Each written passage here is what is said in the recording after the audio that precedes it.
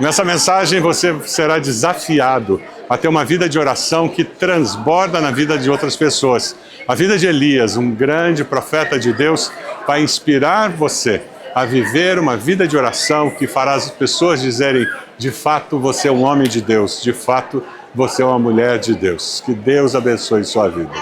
É tão simples a gente criticar, a gente reclamar daqueles que estão em posição de liderança, mas quanto valor tem quando nós oramos, intercedemos por aqueles que estão em posição de liderança? Porque quando nós oramos, nós liberamos a manifestação do poder de Deus na direção de uma necessidade que existe. Eu vou compartilhar com vocês algumas situações de um profeta que é o meu predileto, é Elias. Eu amo o profeta Elias. Lá pelo ano 850 antes de Cristo, ele tem o ministério dele. Elias, o significado de Elias é meu Deus é o Senhor. Nada mais adequado do que esse nome para uma pessoa que passou a sua vida alertando o povo: precisa voltar para os caminhos de Deus, precisa adorar a Deus, retornar para os caminhos do Senhor. E nós encontramos em nossa cidade de Curitiba muitas pessoas que têm esse desejo no coração, como Elias tinha, que alertam os moradores da cidade: voltem-se para o Senhor, busquem a Deus. Quando Elias foi profeta, existia um problema sério com o povo de Israel. Eles estavam longe de Deus, mas um problema mais sério ainda, porque os líderes do povo de Israel estavam longe de Deus, não existia temor a Deus. Eles serviam a outros deuses. O rei Acabe levava o povo numa direção contrária à direção de Deus.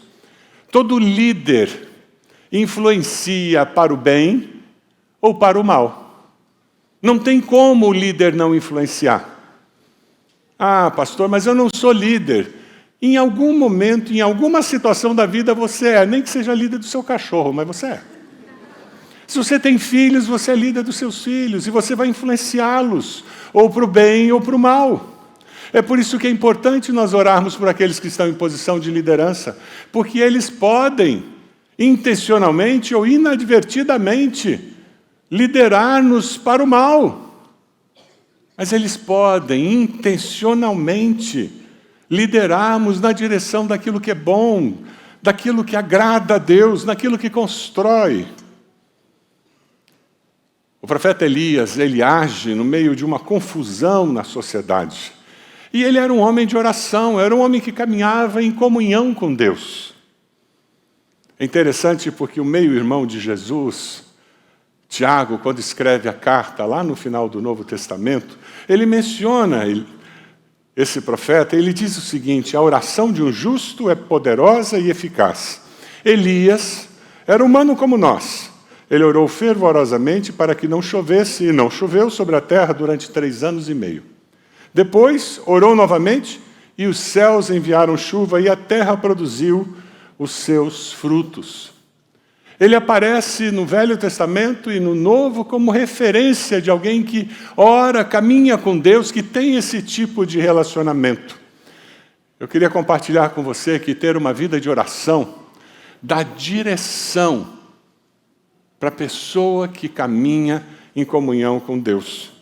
O versículo 1, lá de 1 Reis 17, se você puder acessar ou abrir a sua Bíblia, 1 Reis 17, e manter esse texto aberto, para acompanhar o que nós vamos conversar, nos diz que Elias de Tisbe, em Gileade, disse a Acabe: tão certo como vive o Senhor, o Deus de Israel, a quem sirvo, não cairá orvalho nem chuva nos anos seguintes, exceto mediante a minha palavra.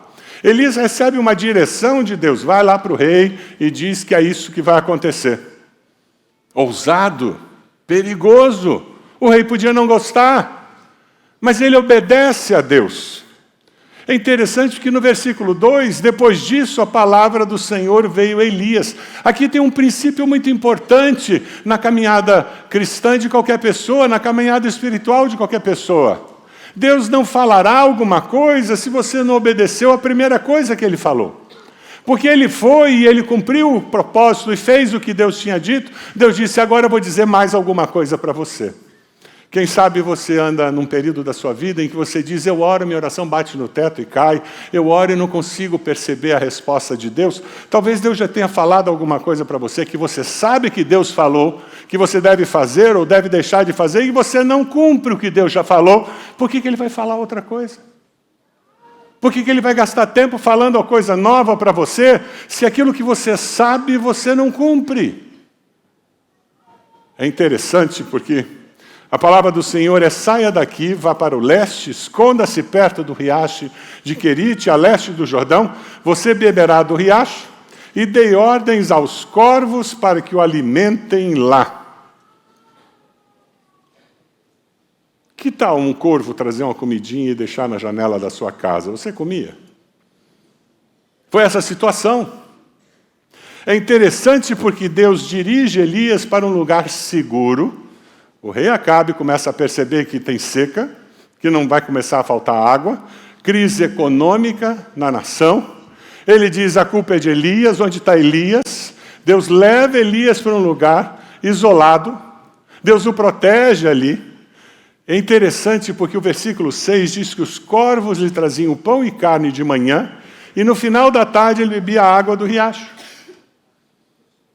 Deus dirige Elias para um lugar seguro e de forma sobrenatural, todas as suas necessidades foram supridas por um corvo e por um riacho. Na minha experiência cristã, muitas vezes eu não percebo o suprimento de Deus, a provisão de Deus, porque a maneira como Deus está provendo não encaixa no meu paradigma. Não cabe na minha caixinha. Afinal de contas, corvo não traz comida para ninguém, né? Faz sentido isso? Eu estou procurando emprego, eu estou desempregado, mas esse tipo de trabalho eu não faço. Desculpa, se está desempregado, você pega o primeiro emprego que aparece e continua procurando um com a tua cara. Não é verdade? Mas se o que apareceu foi um corvo, eu não pego. Continuo desempregado. Coitado de quem está pagando minhas contas. É interessante porque muitas vezes, na nossa limitação humana, nós não conseguimos entender o porquê aquele corvo naquele momento. Deus estava trabalhando no caráter de Elias, ensinando que ele precisava depender de Deus, da provisão de Deus, mesmo uma provisão que não fazia sentido. É interessante que algum tempo depois, o que aconteceu? Versículo 7 diz que algum tempo depois, o riacho secou. A coisa já estava complicada, com o corvo de manhã e o riacho à noite. Agora não tinha mais o riacho, Deus. Como é que esse negócio funciona? Quantos aqui já passaram por um período de deserto brabo na vida? Faz parte da existência humana. Ontem o pessoal da comunicação postou um vídeo no Instagram da igreja, e eu queria que você desse uma olhadinha nesse vídeo agora. Todos nós já passamos por momentos em que parece que Deus está em silêncio. Oramos, buscamos, mas não ouvimos nada. O que fazer nesses momentos? O Salmo 46:10 nos diz: aquietem-se e saibam que eu sou Deus. O silêncio de Deus significa mais do que ausência, significa que Ele está trabalhando nos bastidores, nos animando, nos exortando a confiar, mesmo que não vejamos. Continue orando, continue crendo. Deus falará, Deus está agindo e a resposta virá. Deus abençoe você. Faz sentido? Você pode pegar teu celular? Tem alguém que vê a sua mente e diz, fulano precisa ver isso. Vai aparecer um QR Code na tela agora? Com o teu celular, envia para essa pessoa dizendo, estou no culto, vi um vídeo, gostei. Eu acho que você vai gostar. Você pode fazer isso? Uma maneira simples de você abençoar mais uma pessoa. Maneira simples de você tocar no coração de alguém. Coisas que a tecnologia nos permite. Que coisa boa. Podemos abençoar alguém quando nós somos abençoados. Privilégio, podemos experimentar isso. Deus está trabalhando. Deus nunca para de trabalhar. Deus sempre está agindo, mesmo quando nós não percebemos. Deus estava cuidando de Elias quando tinha a carne e a água. E Deus continuou cuidando de Elias quando não tinha mais a água. As circunstâncias da vida mudam. É importante estar atento para não perder o rumo. As circunstâncias mudam e mudam o tempo todo.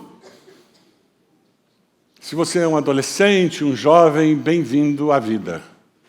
É assim que é a vida adulta. Nós administramos situações, circunstâncias que variam o tempo todo. E é uma oportunidade incrível de nós confiarmos em Deus e descobrirmos o Deus a quem nós servimos. E o curioso é que ele está ali sossegado, protegido do rei, ele está tendo uma experiência incrível com Deus, não tinha celular, não tinha notebook, não tinha livro, ele não tinha televisão. O que ele fazia ali, além de comer o que o corvo trazia e tomar água? Ele conversava com Deus. Um retiro espiritual. Aí Deus olha para ele e diz, agora que acabou a água, você sai daí e você vai para o meio da cidade. Se está faltando água, o que está acontecendo na cidade? Está faltando água também. Se não tem água, começa a dar problema com comida.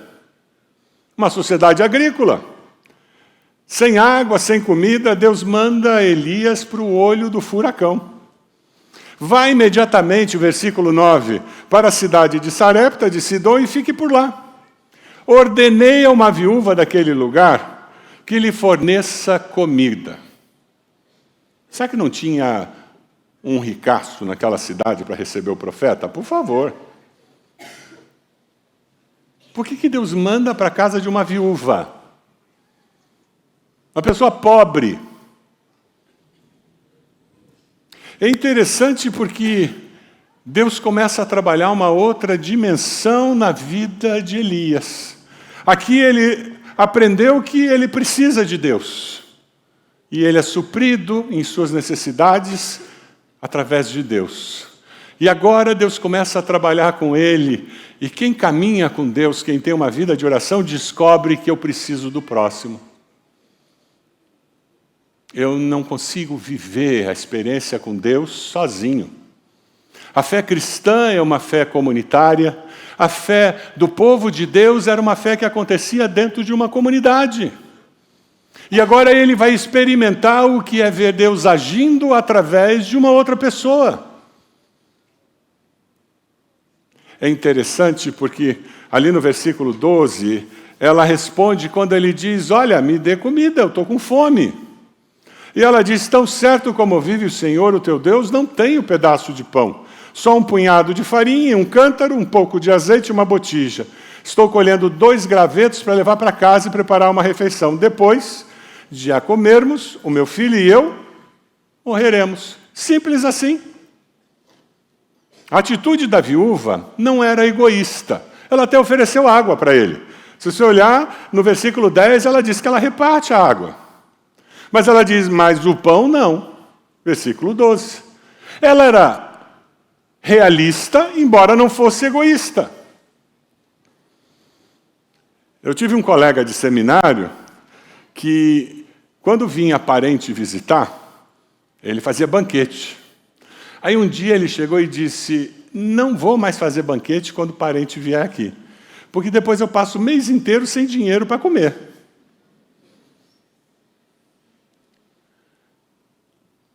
Ele estava sendo o quê? Realista, analisando os fatos, e ele teve que mudar de atitude. Eu estava numa sala de aula e eu vi algo muito interessante.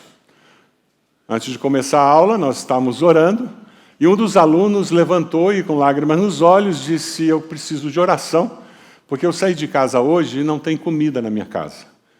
Quando eu voltar para casa, eu não sei o que eu vou dar de comer para os meus filhos, e eu não tenho dinheiro, o dinheiro acabou, eu preciso que vocês orem por mim. Vocês podem imaginar o silêncio que ficou na sala de aula? Alguém deu uma palavra de encorajamento, de que Deus ia suprir. E, de repente, um aluno levantou a mão e disse: chega, eu estou cansado de orar pedindo que Deus supra as necessidades de alguém. Vamos fazer uma vaquinha para que ele possa comprar mantimentos?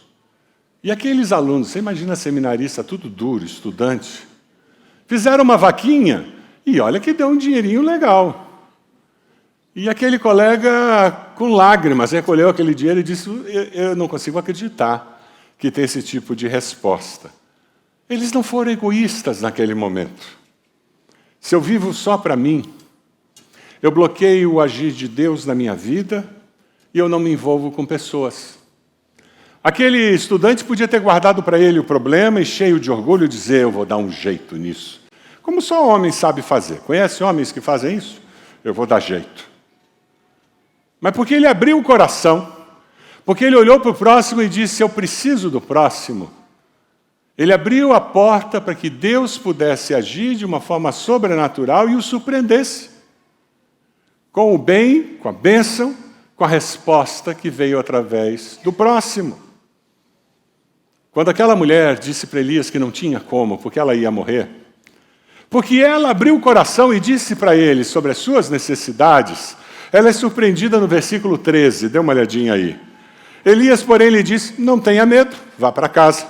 Faça o que eu disse. Primeiro, porém, faça um pequeno pão com o que você tem e traga-o para mim.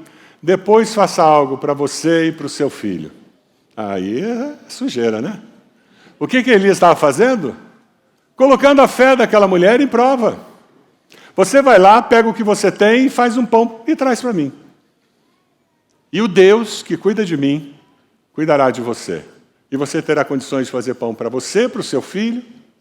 E ela é surpreendida, porque a farinha do cântaro, no versículo 14, não se acabará, o azeite na botija não se secará, até o dia em que o Senhor fizer chover sobre a terra.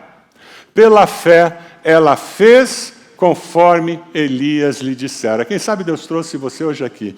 E ouvindo a história dessa mulher, você vai dizer: está certo, Deus.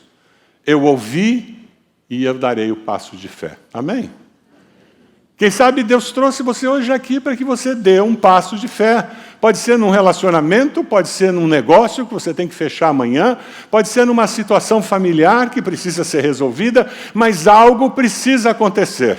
E lembre-se, quando Deus fala, eu preciso agir para que Ele possa continuar falando. Não faz sentido Ele continuar falando e agindo na história da minha vida se no primeiro passo eu travo. A importância que aquela mulher foi e fez. E porque ela fez, ela viu o milagre de Deus acontecer. Elias ouvia a Deus. Oração não é monólogo, em que eu falo, e quando termino de falar, vou embora. Oração é diálogo, é conversa com Deus. É algo que acontece o dia inteiro e é algo que acontece no quarto escuro, no quarto separado, sossegado, com mais calma, mais tranquilidade. Essa comunhão com Deus, em que eu ouço, Deus me direciona, é uma vida de oração. Aquela mulher, porque ela estava disposta a dar um passo de fé, ela experimentou o sobrenatural de Deus. O desejo de Deus é que eu e você estejamos descobrindo isso. Sabe por quê? Isaías 55 diz que os meus pensamentos, diz o Senhor, não são os pensamentos de vocês, nem seus caminhos são os meus caminhos, declara o Senhor. Assim como os céus são mais altos do que a terra, também os meus caminhos são mais altos do que os seus caminhos, e os meus pensamentos mais altos do que os seus pensamentos. Não tente colocar Deus numa caixinha, Ele não cabe. Ele é Deus porque não cabe. Se você colocar o seu Deus numa caixinha, Ele deixou de ser Deus, você ficou maior do que Ele. É por isso que ninguém tem todas as respostas com relação a Deus, porque nós somos infinitamente menores do que Ele. E porque Ele é infinitamente maior do que nós, a nossa mente humana não consegue compreendê-lo completamente. Aleluia! É por isso que Ele é meu Deus. Versículo 16 diz que a farinha do cântaro não se acabou, o azeite da botija não se secou, conforme a palavra do Senhor proferida por Elias, porque Deus é fiel e cumpre as suas promessas. Amém? Você consegue lembrar de uma promessa que Deus cumpriu na sua vida? Não tem como caminhar com Deus sem experimentar isso, porque a mulher pegou o que ela tinha e consagrou. Ela foi resposta de Deus na vida de alguém e ela descobriu que Deus multiplicou. Esse paradoxo da fé mexe com a nossa estabilidade racional. Jesus vem e diz assim, é dando que se recebe. Quando eu perco a minha vida, aí que eu encontro a vida. Isso mexe com a nossa racionalidade, mas é isso mesmo. É justamente para mostrar a nossa limitação. Quando eu aceito Jesus como meu Senhor e Salvador, eu reconheço que sou pecador e que preciso do perdão dele, isso mexe com a minha racionalidade, isso faz com que eu descubra que eu não tenho todas as respostas e é por isso que eu preciso de um Salvador. Por isso que eu preciso de um Senhor.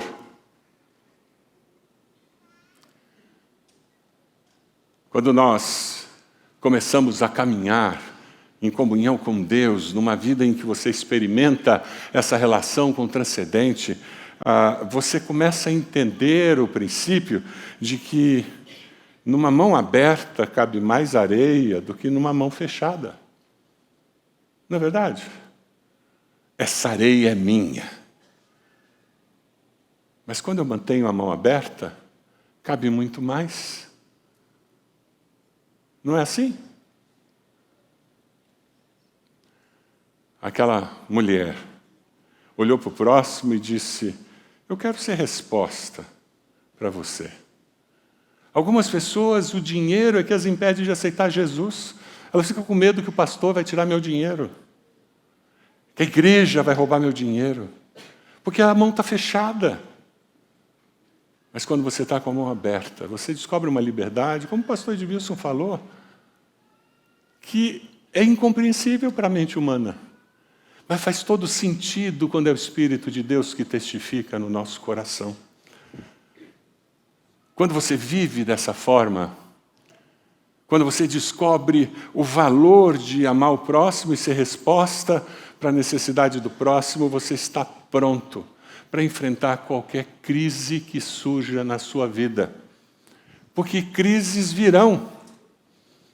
Aquela mulher, a vida dela estava ótima, tinha comida, tinha o filho, todo mundo passando necessidade e ela estava ali com o profeta, com a comida dela, ela não tinha dificuldade, mas as circunstâncias da vida mudam o tempo todo, não mudam? Mudam. A vida é um desafio permanente. A vida é um desafio permanente. Ninguém está a passeio nessa vida. É por isso que nós precisamos da ajuda do Espírito Santo de Deus para termos força, para termos vontade de perseverar e termos condição de dizer, vale a pena viver. Versículo 17 diz que algum tempo depois, o filho da mulher, dona da casa, ficou doente. Estava tudo bem. A situação dele se agravou tanto que finalmente parou de respirar. As circunstâncias mudam. Antes era fome, está resolvido, agora é doença. Antes era o desemprego, encontrei o emprego. Antes é que eu não crescia na empresa, fui promovido. Mas agora tem um filho rebelde, agora tem um relacionamento conjugal que está em crise, agora tem um pai e uma mãe que são idosos, que estão dando um trabalho danado. Não é assim. A vida é assim. Se eu não tenho essa relação com Deus Todo-Poderoso, eu não tenho uma relação vital com o meu Pai Celeste, se eu não conheço a Deus dessa forma, é difícil aguentar o tranco da vida. Mas se eu conheço o Senhor, se eu caminho com Ele, se eu confio nele, aí eu sei em quem eu tenho crido, eu sei onde buscar ajuda, eu sei onde buscar apoio, eu sei que Ele está comigo. Jesus disse, no mundo tereis aflições, mas tem de bom ânimo, por quê?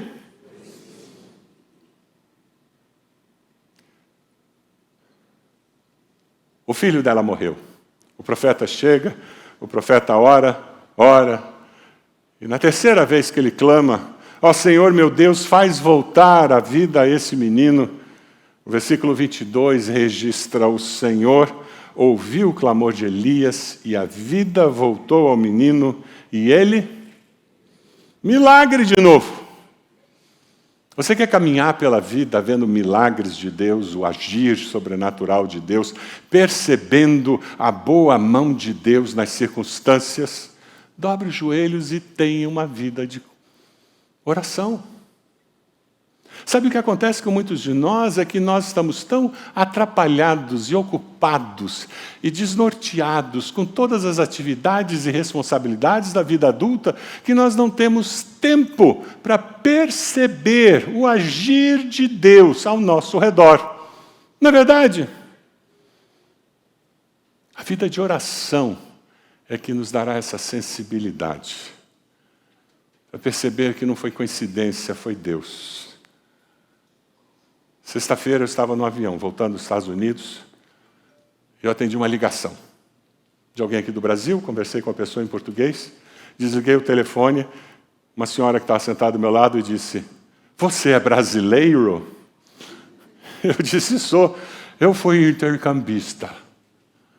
Eu disse, Foi uma conversa de 3 horas, era o voo que eu ia fazer dentro dos Estados Unidos. Uma oportunidade especial de falar de Jesus para aquela senhora. Consegui colocá-la em contato com a irmã Cássia, a esposa do pastor André Tavares, que moram na mesma cidade, em Grand Rapids. Mas muito interessante, aqui, que oportunidade.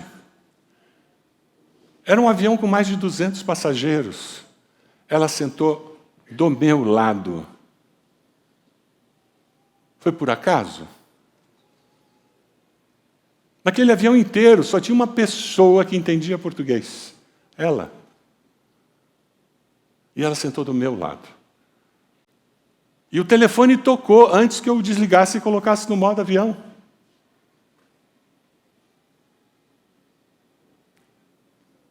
Deus está agindo ao seu redor, nas circunstâncias da sua vida. Você está atento e percebendo? Sabe, depois de tudo isso que aconteceu, aquela experiência com o pão, com o trigo e o azeite, aquela experiência com o filho, versículo 24 tem uma afirmação que é o desafio que eu deixo para você nessa manhã. Então a mulher disse a Elias, agora sei que tu és um homem de Deus e que a palavra do Senhor que vem da tua boca é verdade. Sabe qual é o desafio para você? Que por onde você passe, as pessoas com quem você converse, que haja um transbordar da presença de Deus nas suas palavras, nos seus valores, na maneira como você age e reage, e que as pessoas digam, você é um homem de Deus, você é uma mulher de Deus.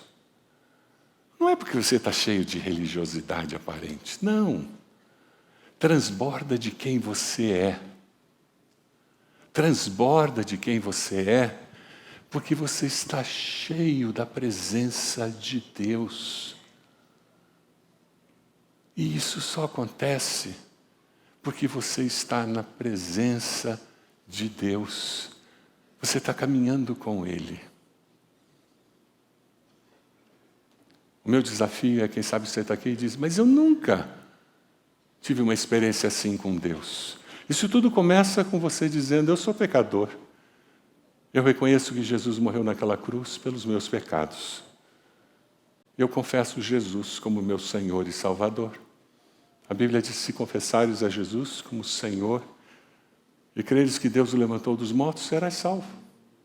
É uma decisão muito simples, mas que transforma a história da nossa vida.